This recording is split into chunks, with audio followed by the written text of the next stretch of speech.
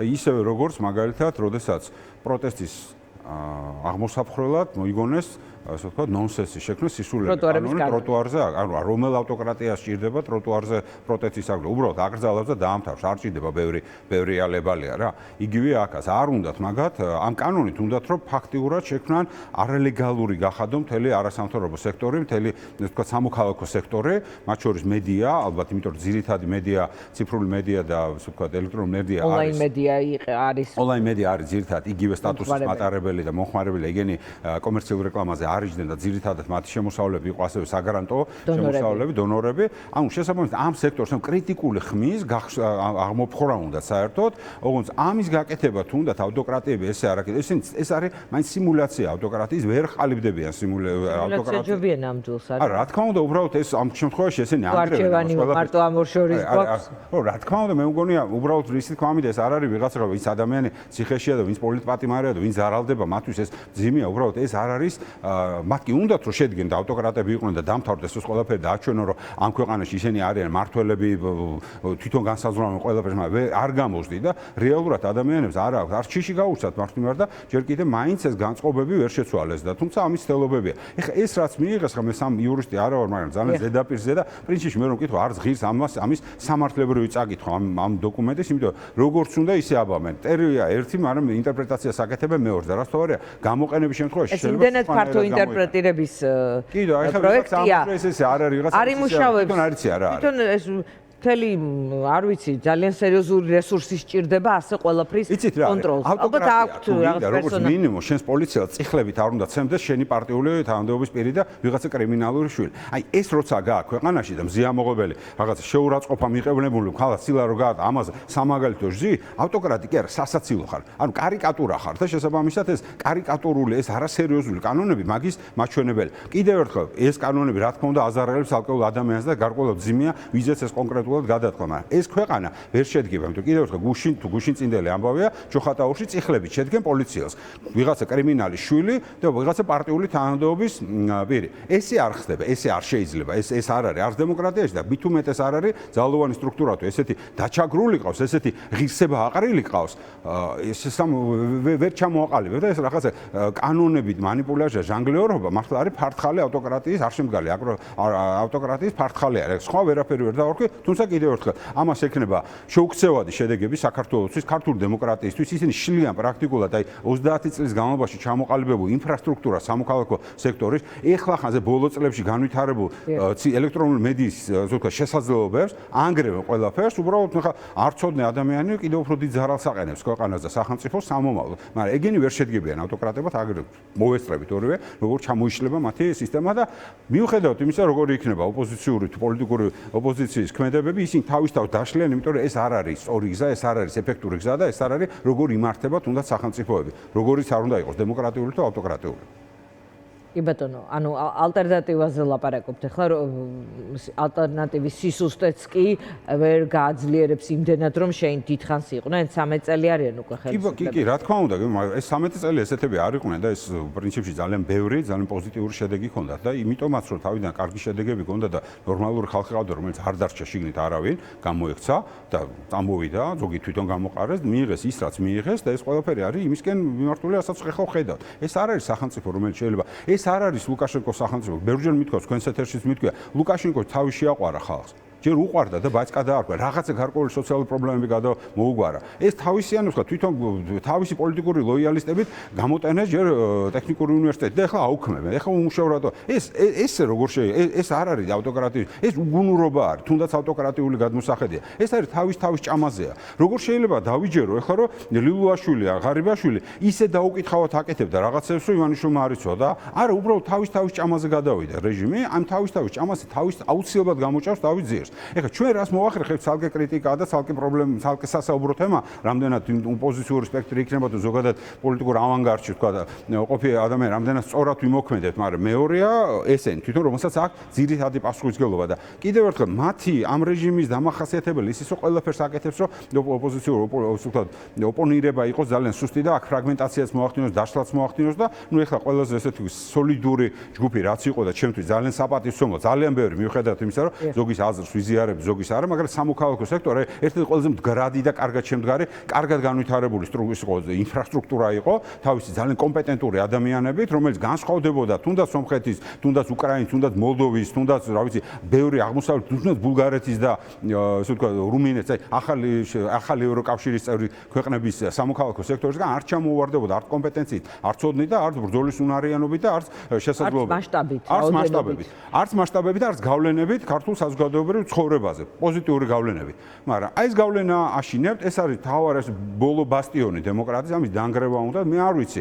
ვიღაცა შეშინებულ შეაშინებენ კიდევ უფრო, მაგრამ მე განწყობა რასაც ხედავ, მე ვფიქრობ, რომ უბრალოდ აიგნორებენ ამას ყველაფერს, მათთვის არ აქვს მნიშვნელობა, იმიტომ რომ ეს ხალხი არა იმისთვის იბრძვის, რომ გრანტი მიიღოს, არამედ იმისთვის იბრძვის, რომ თავისი ქვეყანა გადაარჩინოს და გადაარჩინოს თავისი ქვეყნის მომავალი, თავისი შვილების მომავალი. ამასთან ბრძოლა, ამ იდეასთან ბრძოლა, ესეთი ხისტი მეთოდებით, ესეთი გაუაზრებელი მეთოდებით, თან რაც თავია, ფულად ნაყიდი ლოიალობით გამორიცხული. უბრალოდ ლოგიკა არ მიცემს ქვეყნის განვითარების ლოგიკა არ აძლევს საშუალებას, რომ ეს იდეურად, ასე ვთქვათ, მოტივირებული ადამიანები დაამარცხოს მოსყიდული ხალხით.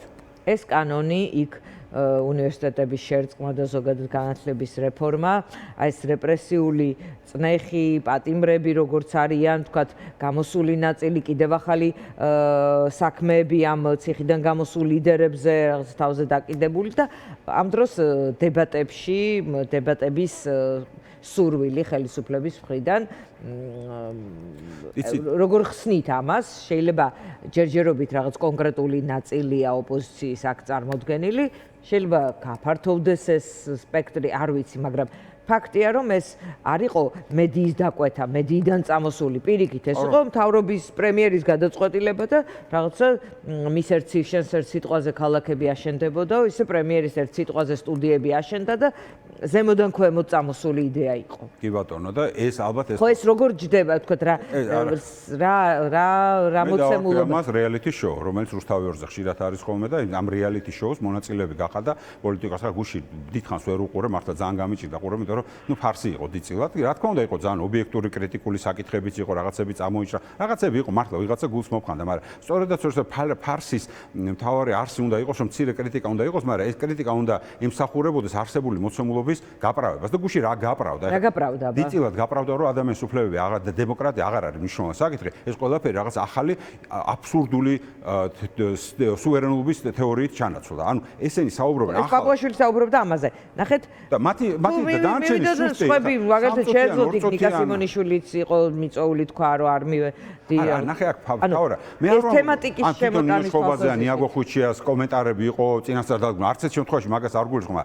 რეგლამენტირებულად, აი ამ იდეური პროპაგანდის ფარგლებში, სამწუთიანი რეგლამენტებში ჩატეული კრიტიკა არაფერს არ ქმნის გარდა სიმულაციას იმისი რომ არსებობს კრიტიკა. თქვენ ხო ჩემზე კარგად იცით, ბევრად დიდი ხანია სატელევიზიო სივრცეში ხარ, მე მაყურებელი ვარ და თქვენ ამის პროფესიონალი ხარ. დებატი არ არსებობს ერთ-ერთში ჩატეული. დებატი არის მიმდინარე რაღაცა პერიოდის განმავლობაში, ამ საკითხი რაღაცა თავის ამოწურვამდე არ სადაც გადაწყვეტილებამდე არ მივა და ეს ერთ შოუში ჩაწეული თემა არ ამოიწურება. ეს არის სიმულაცია, რეალიტი შოუ და თუ რეალური დებატები. არ პრეტენზია ახლა ერთ-ერთში ამოიწურება. დებატები უნდა აღდგესო მათ ასე ვთქვათ სურვილი რომ თითქოს ყოველ შემთხვევაში ესე წარმოადგენს რომ დემოკრატიული პლურალიზმი შემოგთავაზეს, მაგრამ რეალურად პრაქტიკულად ორკესტრირებული შოუ დავინახეთ, რომელშიც კიდევ ერთხელ ახალი იდეა შემოვიდა და ახლა რაზე უნდა ელაპარაკო ადამიანს, რომელიც გეუბნება რომ დემოკრატია აღარ არის მნიშვნელოვანი. ზოგადად დაივიწყეთ დემოკრატია დამთავრდა ადამიანის უფლებები, რომელიც არის საფუძველი საქართველოს კონსტიტუციის, ხო? ანუ თუ ამ კონსტიტუციური ნორმიდან გამოდივარ და ვიღაცის მიერ წარმოდგენილი აბსურდული სქემა, სუვერენიტეტის და უსაფრთხოების არის ერთადერთი ჭეშმარიტება და ამის ეს ვთქვათ კოსმეტიკაზე უნდა ვისაუბროთ ჩვენ. ანუ ეს არ არის დებატები, ეს არ არის ახლოს არ გადის დემოკრატიასთან, ეს არის ერთადერთი არის რეალიტი შოუ. საყურებლად არ მეხვალთ ასეთ დებატებს. არ ვიცი, რთული საკითხია ჩემთვის, იმიტომ რომ კიდევ ერთხელ ეს საშუალებას თითქოს იძლევა რომ აუდიტორიასთან ისაუბრო და ეხლა დღეს მეკითხებოდნენ რამდენიმე ხნის წინ როდესაც პროტესტი იყო შარშან, ხო, აი ამ პერიოდში დაახლოებით საზმაო გაიხსნა და საზმაოს მეშვეობით ჰქონდა კომუნიკაცია მაყურებელთან და გარკვეული ეფექტი მოიტანა, თუმცა თვისობრივად მაგას სიტუაცია არ შეცვალა. ამიტომ ძალიან სადაო, მაგრამ მე ამ შემთხვევაში ვაკეთებ შეფასებას, რომ ეს არ არის არანაირი, არ არის დებატი, ეს არის რეალიტი შოუ, ძალიან კონსერვატიული. აღვიდეთ თუ არა ასეთ.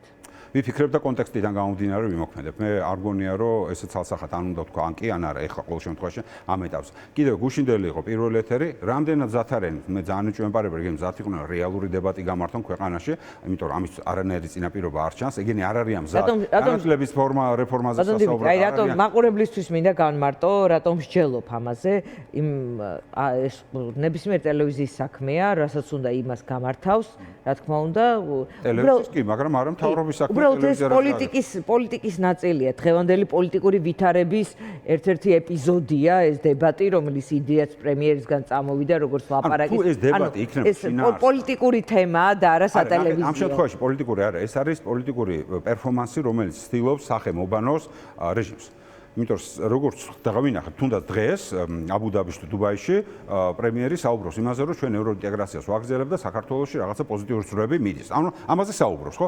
რეალურად მას ჭირდება პერფორმანსი, ანუ საჩვენებლად ამისა ჭირდება, რომ რაღაცა დებატი იყოს და თქვას, რომ ახლა ვინც არ მონაწილეობს, ის თვითონ არ მიიღო მონაწილეობა. ამიტომ აი პირი უნდა მოუბანოთ ამ რეჟიმს, რომელსაც ყავს პოლიტპატიმრები, რომელიც ისეთ აბსოლუტურ კანონს იღებს, რომ ტროტუარზე დგომისთვის ადამიანი ციხეში ზის და მე შეგახსენ, რომ დიდი გაგებით, ფართო გაგებით დებატის ნაწილია ჩემი პროტესტის გამოხატვაც. მე თუ პროტესტს გამოხატავ, ამ კონკრეტულ საქმეთან დაკავშირებით დებატებში მონაწილეობ ესეთი ფორმით. ეს ძალიან ლეგიტიმურია, მაგრამ შენ როცა პატიმარი ყავს ტროტუარზე დგომისთვის, არა დესტრუქციული, არა ქვების როლის, არამედ ტროტუარზე დგომისთვის, ქუჩის გადაკეტისთვის, რომელიც პროტესტს გამოხატავს და იმავდროულად მეუბნები, რომ ასე ვთქვათ, კონსტრუქციულ ოპოზიციასთან, ჩემს მიერ შექმნილ ოპოზიციასთან ვღებულობ მონაწილეობას, ეს არის უბრალოდ პერფორმანსი ვიღაცის თვალის მოსათხოვებლად. ეს არის და ეს. ანუ ჩვენ შეგვიძლია მობანოთ პირი, მათ მონაწილეობებით, თუმცა არ გამოვირცხავ რაღაც სიტუაციებში იყოს ამის საჭიროება. კონკრეტულ აუდიტორიაზე გასვლის. მაგრამ დიდწილად ეს არ არის დებატი, ამაზე უნდა შევთანხმდეთ, ეს არ არის დებატი, ეს არის პერფორმანსი მათი ავტოკრატიული რეჟიმისთვის პირის მობანის.